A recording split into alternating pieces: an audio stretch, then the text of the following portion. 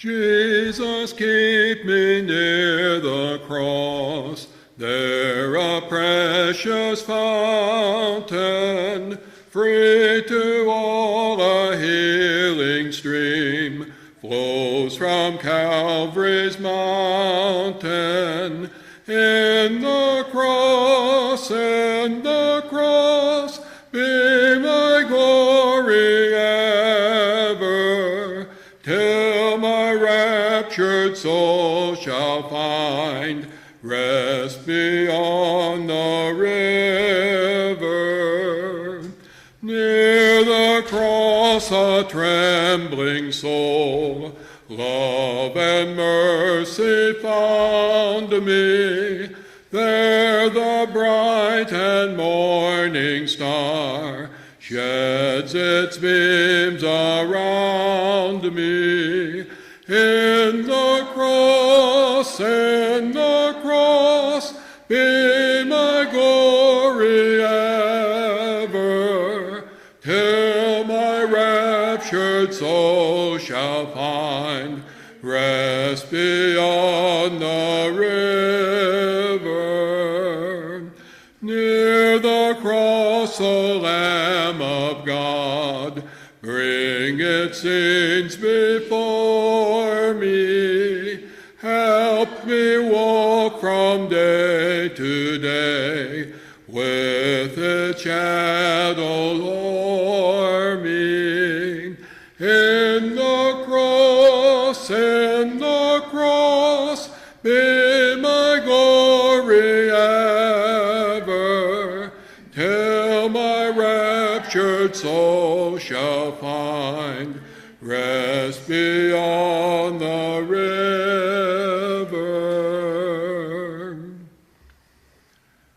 Well, I wasn't expecting to lead the song tonight, too. Brother Ramazetti and Sister Padma they're probably in Kansas by now. So they hope to be back on Sunday. So he asked if I would fill in for him this evening. And so I filled in for Brother Bergstrom, and he's on his way. And now I will fill in for Brother Ramazetti. We are in chapter 7 of our book, Studying Sin Seriously. And I wasn't with you last week. I was sick last week, so I'm paying back tonight. But I believe we're on page 67 is what Brother Ramazetti wasn't sure whether he'd finished Conquer It or not. We're going to cover some of it. And he asked me to go ahead and finish the chapter and see what we can do with the questions at the end. When we're looking at point number 1 under Conquer It, I have a note here in my own book that I put in there some time ago that this is really a great paragraph. And it reads, we are to conquer, not commit sin. We are to conquer, not to continue in sin. And by the way, Romans chapter 6, verses 1 through 7 is the text that we studied in the lesson preparation class on Monday night. And we were looking at the personal application of our baptism, water baptism. But we can look at this from another standpoint concerning sin. And certainly we see that God forbids it. Remember, shall we continue in sin that grace may abound? And the apostle says, God forbid. For we who have died to sin, how can we live any longer therein? And then we're not only we're not to continue in sin, but our knowledge forbids it. Know ye not. In fact, in those verses, if you go on down to about verse 16, you have the same word appearing. Do you not know? Knowing this, knowing that. There are certain things that we're expected to know. Our resurrection forbids it. Remember, in our water baptism, we were raised with Christ. It's not just being raised like Christ. We are raised with Christ. Even so, we also should walk in newness of life. In the next point, he says, our crucifixion forbids it. How shall we that are dead to sin, our old man is crucified with him? How we have crucified sin, which means that we have put it to death. That's the way we are to think of sin. And we will act upon the basis of our thoughts. Anybody remember what is said in Galatians 2 and verse 20? I have been crucified with Christ. It's no longer I that live, but Christ lives in me. That life that I now live. And so the next point he makes is drastic measures are to be taken to conquer it. Boy, we have some drastic language in Mark chapter 9. Let's take a look at that reading that our author has given to us. Mark chapter 9. And it really seems scary when we read it. Why don't we begin with verse 42 of Mark chapter 9?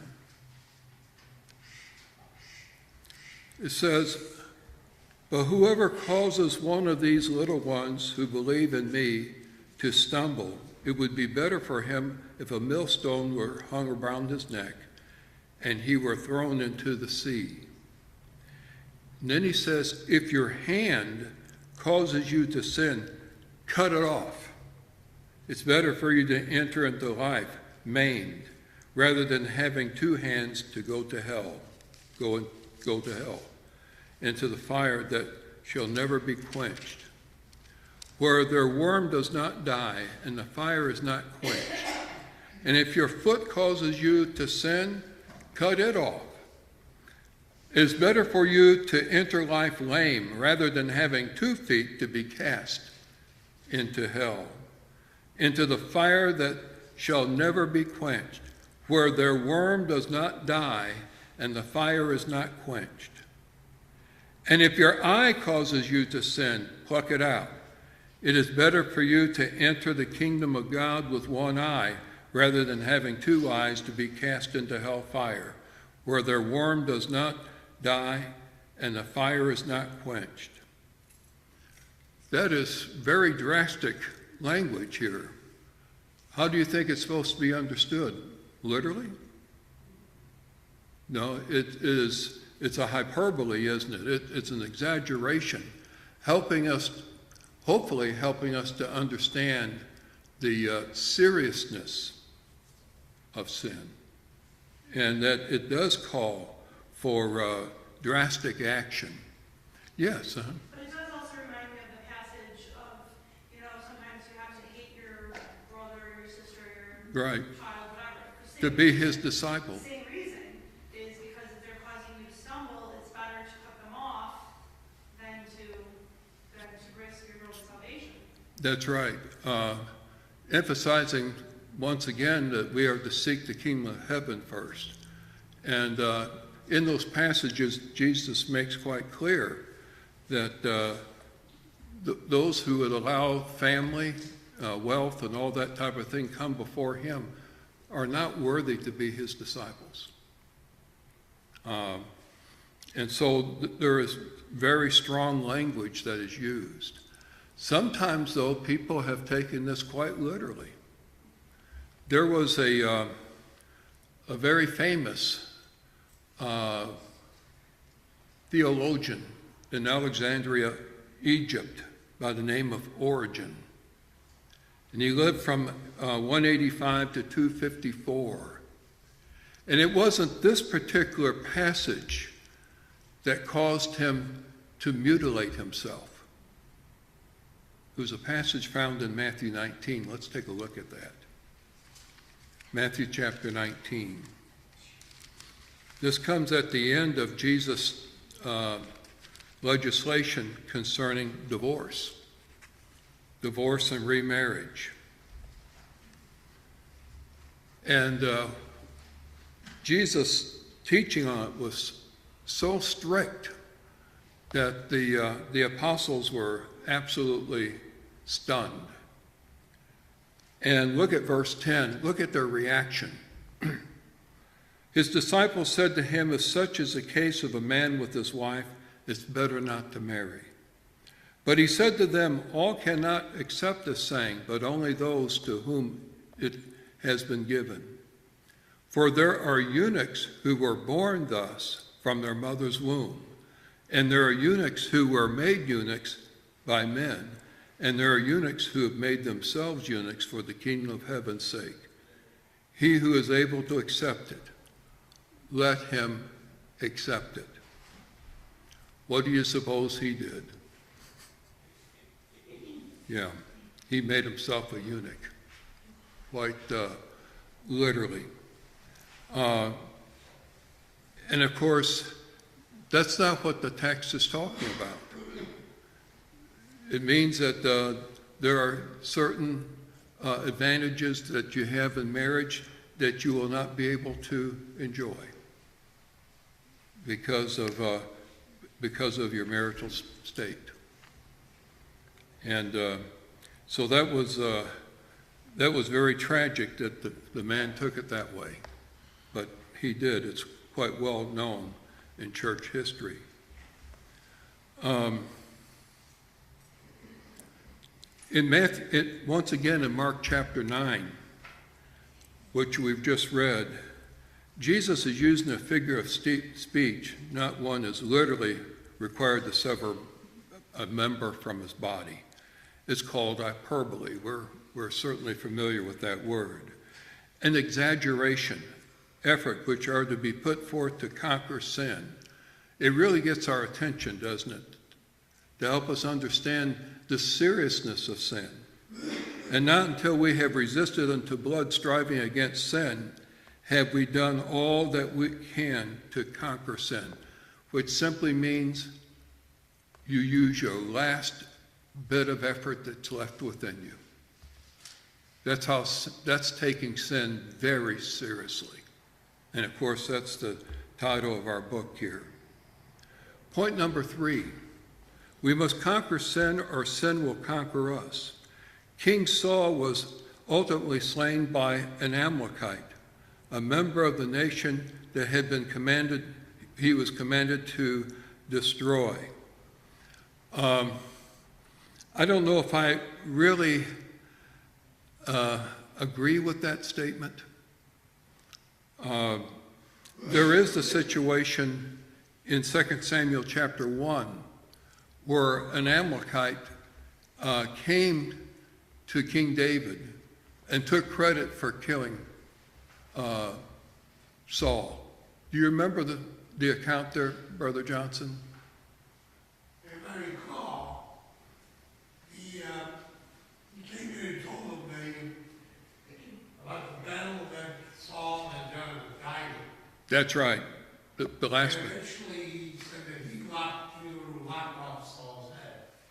Yeah, he wanted to take credit for killing King Saul, thinking that would make David happy and that he would receive a reward. But if you turn one page back to the end of 1 Samuel, what do you find out? Saul actually fell on his own sword. Yes, Saul fell on his own sword. He eventually killed himself. That's right. He killed himself. The Amalekite didn't do it. But he came and gave that report. And how well did King David receive that? What did he say? Do you remember? You would lay a hand on the Lord's anointed. And right there, that young man died. Right there. Even though he hadn't really done it. But you see, he brought the crown and so on to David with thinking that he had proof that he had killed David's enemy. But David didn't feel that way about Saul, even though Saul sought to kill him. But it is kind of interesting that at the at the beginning of 2 Samuel, we have this Amalekite coming to take credit for killing Saul, whereas initially the reason why God rejected Saul from being king was what? His refusal to utterly destroy the Amalekites. Remember back in chapter 15 of 1 Samuel? And so it is rather interesting when you look at it. Although alcohol addicts, nicotine addicts, drug addicts, worry addicts, cursing addicts are illustrations of this fact. He gives to us 2 Peter chapter 2. I have, long ago, have called this the most ungodly chapter in the Bible. Because the word ungodly appears so many times. And by the way, 2 Peter chapter 2 is very similar to the little book of Jude. They pretty much cover the same thing. Let's take a look at 2 Peter chapter 2. And by the way, Brother Bergstrom, at the end of this chapter is a passage that you were referring to on Sunday concerning going back. The last state is worse than the first. Well, that comes up at the end of this particular chapter. But let's begin with verse 4 of 2 Peter chapter 2.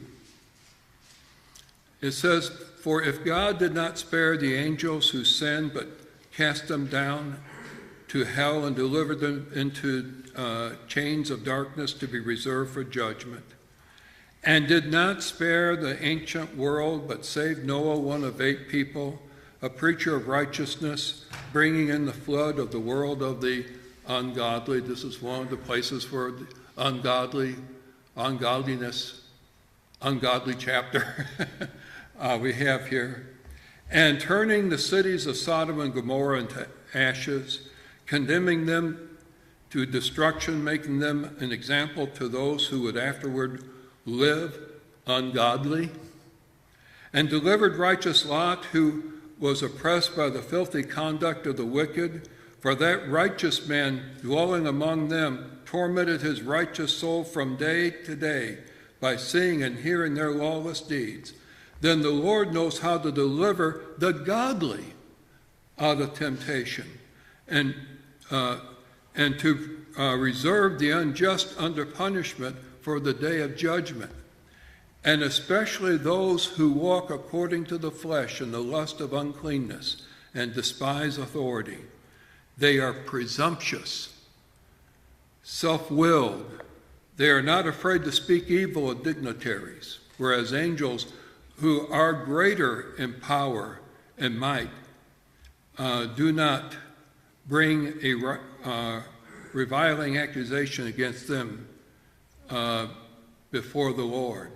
But these, like natural brute beasts, made to be caught and destroyed, speak evil of the things they do not understand, and will utterly perish in their own corruption, and will receive the wages of unrighteousness as those who count it pleasure to carouse in the daytime.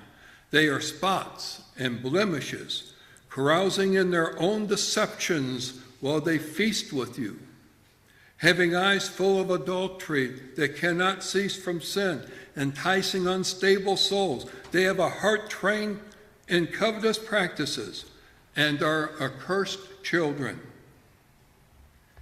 They have forsaken the right way and gone astray, following the way of Balaam the son of Beor, who loved the wages of unrighteousness.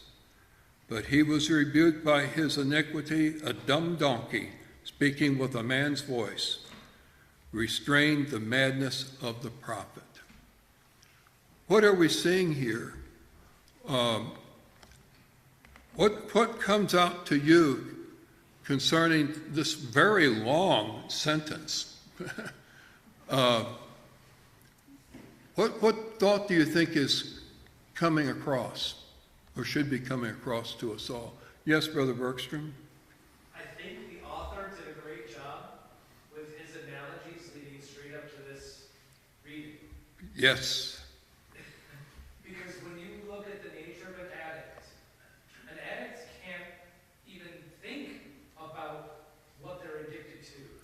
Their mind has been altered. Yes, and because of how their mind craves whatever they're addicted to, they can't even think about it without leading down a terrible path. So to us, should be looking at sin, we shouldn't even think about it, because in the same way whatever the addiction might be can ruin their lives, so can sin. And what we're reading here, God doesn't give us any opening to dabble. As you just pointed out, right before reading this, in the previous statement from the author, as you pointed out, we are to, with every ounce of our energy, avoid sin and refute it. So this gives us a clear picture, this reading, of what it leads to. Any sort of dabbling or entertaining sin in any way, shape, or form just leads to destruction. Yes. It gets where people cannot help themselves. In fact, look at that sentence where he has 2 Peter 2:14. It begins at 2 Peter 2:14 speaks of men who cannot cease from sin. What is he saying there? What is another word? You can't stop doing it. They can't stop doing it. What's a word that the Apostle Paul uses other places? For instance, in Romans 6. Enticing unstable souls. They cannot cease. Something has them in control. They are enslaved. That's right. They are enslaved to sin. They can't break loose from it because they dabbled with it so long that they can't get out. That's why there has to come that time where we die to sin, where we have to have help. I've often thought about the world that led up to the Genesis flood. Remember, Genesis chapter 6 says the intentions of their heart was only on evil continually. It seems that they had reached the place of no return. You know, you think about God willing to spare Sodom for what, 10 righteous souls? Massive. You see the long suffering, the patience with God. If there was any way that he could salvage any of these people, he would have done it. But it was beyond that. And the only people he could salvage, he did salvage.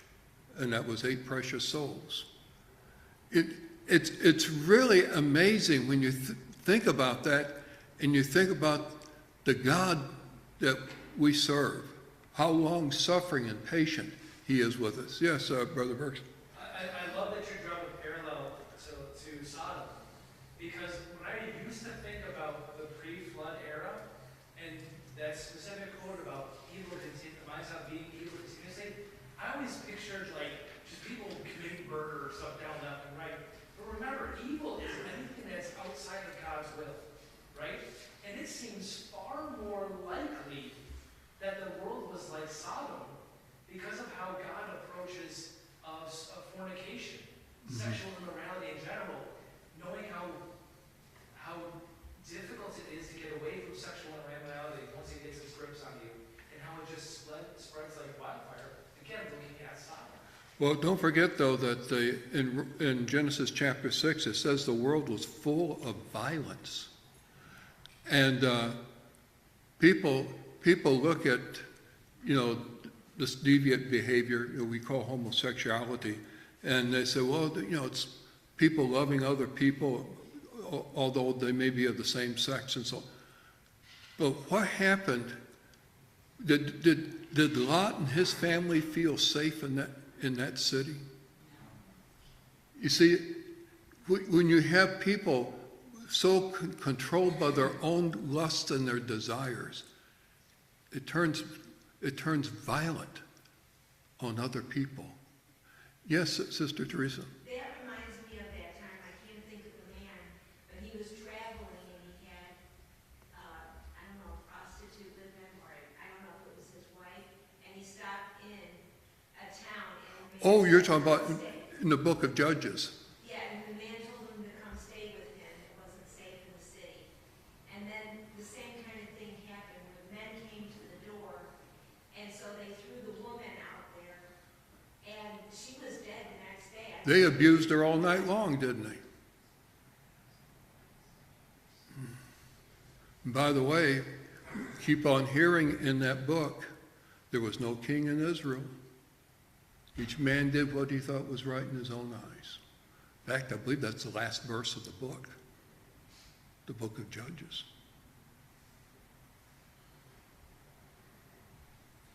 Unfortunately, people don't listen to what God has to say. And they do what he says not to do, only to find out that he was right. And so he tells us that, it destroys families, it destroys nations. I believe, Kathy, did you have something you wanted to say? Okay. I know. I saw your hand a while ago, and we got stuck over. Yes, Jennifer? I was just like, was ready to spread. This was just like something I thought of just this moment.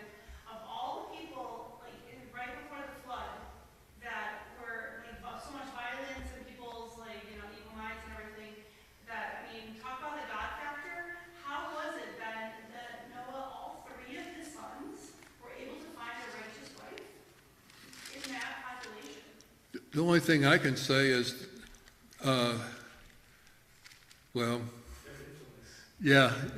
influence. And that Well, was, in fact, they were not corrupted either. That's right. It's pretty amazing to me. but when you get into the city of Sodom and you have Lot and his family, that was a different situation. In fact, the son-in-laws wouldn't even go. Ooh. When you take a look at Second Peter, he starts off with the angels who sinned. Mm-hmm. These beings knew better, far, far better, and far more information. And they did it in the very presence of God. And if you go through there, he says, if they did this and they did that and these people did that, and they didn't escape, don't think that you will. That's really the message of 2 Peter 2. Something else you wanted to say? As continuing, each one of these, when you take a look at it, this Second Peter goes in descending order.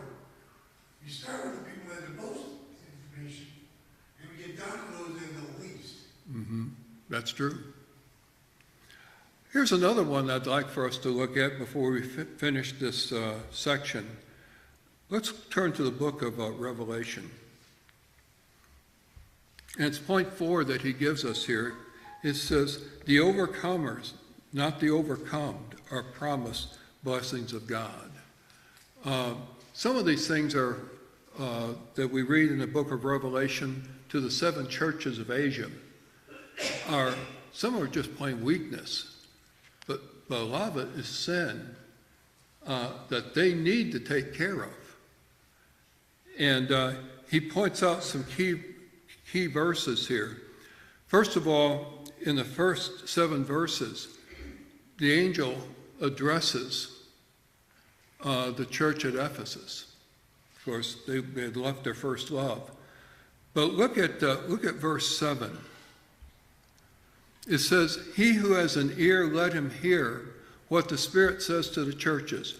To him who overcomes, I will give to eat from the tree of life, which is in the midst of the paradise of God. And then next you come to the church at Smyrna. And he deals with the problems that they have here. They evidently thought they were pretty well off, but they really weren't.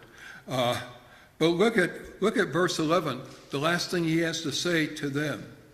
He who has an ear, let him hear what the Spirit says to the churches. He who overcomes shall not be hurt by the second death. Notice each one is to he who overcomes. See, we've got to overcome sin. We have to conquer sin. Of course, we've stressed that we do have divine help with that. We would not be able to do it on our own. Let's go on to Pergamos in verse 12. And you have the issues with them. We won't go through all the issues because we're trying to get through with this. But look at verse 17, the last verse. Same message.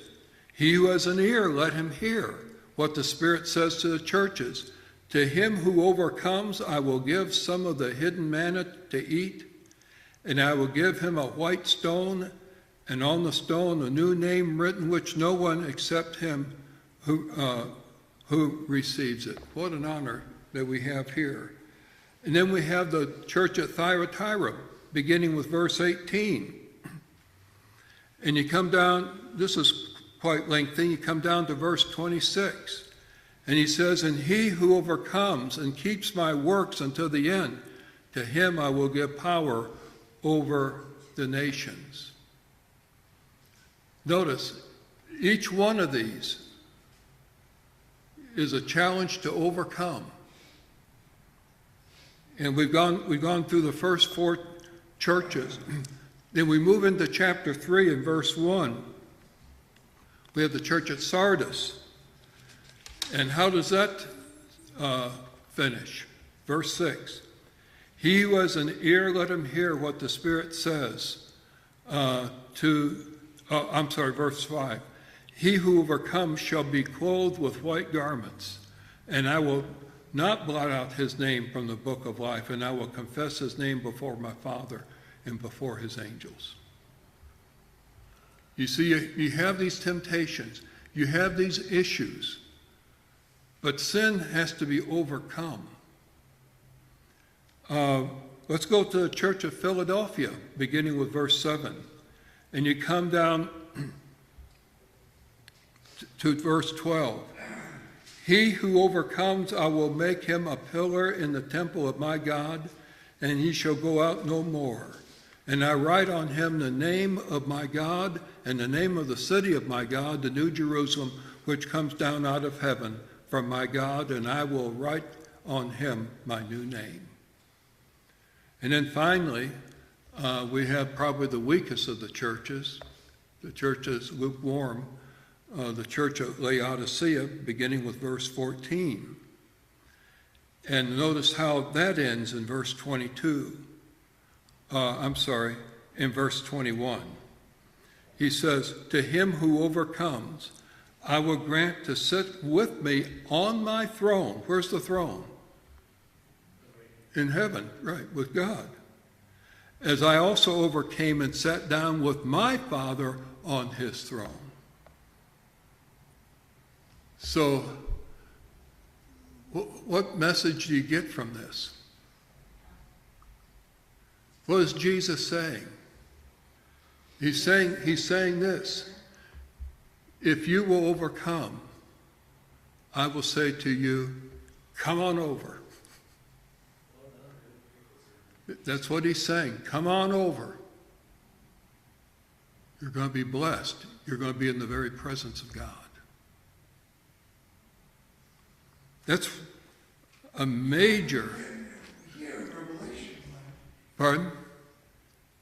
every single overcoming is a stair step higher than the last. Okay.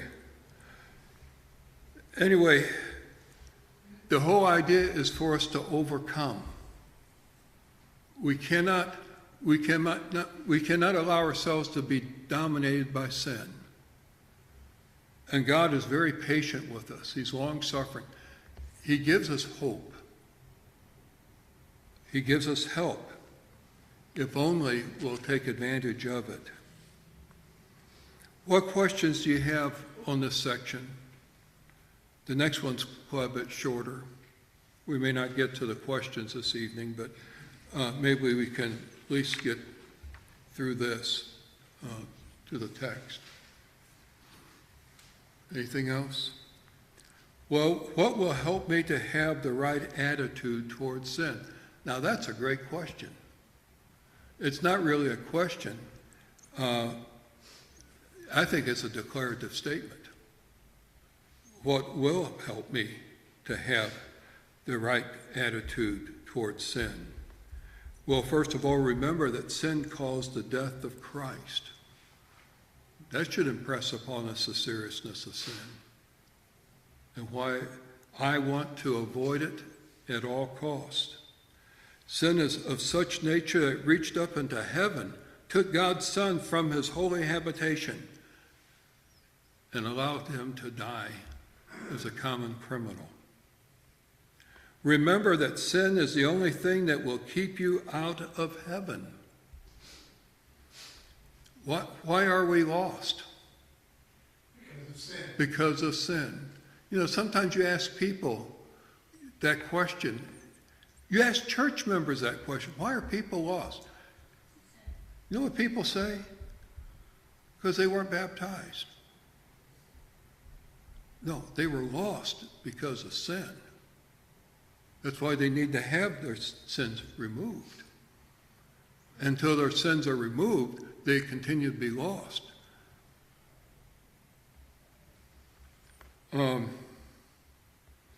Well, as Christendom said, there is only one calamity, and that's sin. Oh, here's a good one. Sin is a hard taskmaster. Turn to Proverbs 13:15. You may not have heard this proverb. I thought it was kind of interesting. Our author included this in this verse in here, where he could use others, but I'm glad he used this one. Proverbs 13 and verse 15. And it reads, "Good understanding gains favor, but the way of the unfaithful is hard." In light of our present study, what does that mean to you?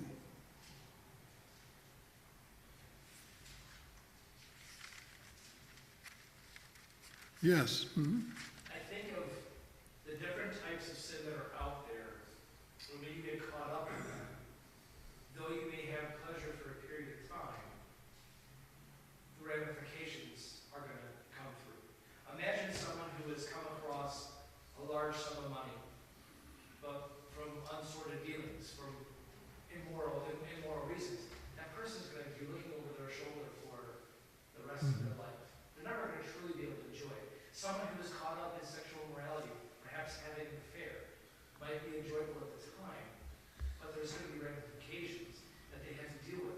Whether it be keeping lies, whatever the case may be, those people who are caught up in sin, they think that they have pleasure, but they're constantly being torn apart in every which way, and they don't have peace. And they don't understand the seriousness of sin until after they've committed it. And then they suffer the consequences for years. Isn't it interesting that even though our sins are forgiven by God, that doesn't remove the consequences oftentimes. We don't want to experience the consequences. We try to warn our children, to help them see, no, you really don't want to do that. You don't understand how many people you're involving, but most seriously, what this does to you personally, and they don't understand.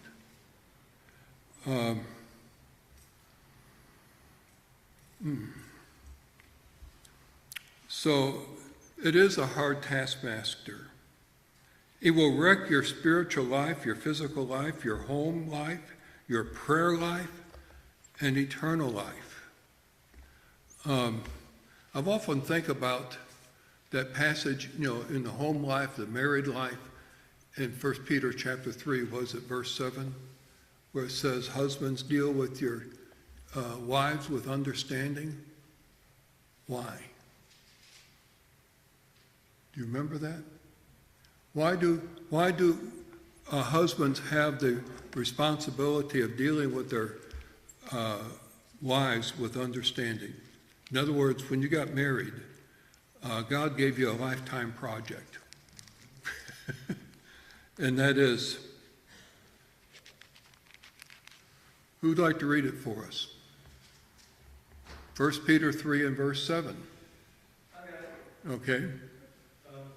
Husbands, likewise, dwell with them with understanding, giving honor to the wife as to the weaker vessel, and as being heirs together of the grace of life, that your prayers may not be hindered.